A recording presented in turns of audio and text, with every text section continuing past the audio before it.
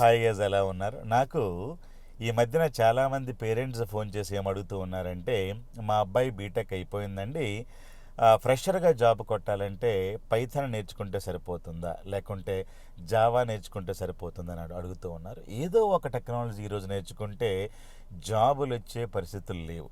కాబట్టి మీ అబ్బాయికైనా అమ్మాయికైనా Python full stock కానీ, లేకుంటే జావా ఫుల్ స్టాక్ కానీ అలాంటి కోర్సులు నేర్పించినా కూడా అదనంగా మీరు data analytics, cloud, data engineering, అలాగే డేటా స్ట్రక్చర్స్, ఇలాంటి జెన్ఏఐ, ఏఐఎంఎల్ ఇలాంటి టెక్నాలజీస్ అన్నీ కూడా నేర్పించాలి.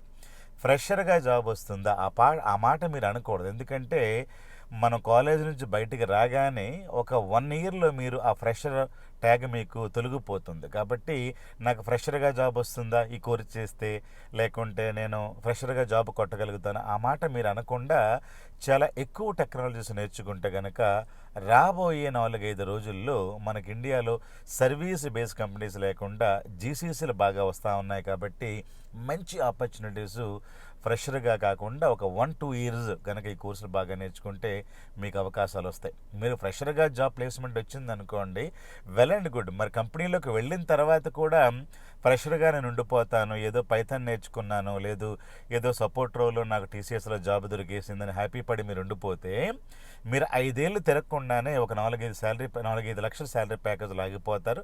అలా కాకుండా మంచి నిష్ణాతులు, మంచి గురువులు, మంచి ఇన్స్టిట్యూట్లతో చేరి మరికొన్ని టెక్నాలజీస్, డేటా అనలిటిక్స్, అలాగే data engineering, cloud, azure, Databricks, big data, GenAI ఇలాంటివన్నీ నేర్చుకోండి, పదును పెట్టండి. అలాగే 5 ఏళ్లలో కనుక మీరు గట్టిగా కష్టపడితే మీరు ఇంచుమించుగా 35 లక్షల నుంచి 50 లక్షల శాలరీ సంపాదిస్తారు. ఇలాంటి రోడ్డు మ్యాప్స్ ఇవన్నీ కావాలంటే కింద కామెంట్ చేయండి.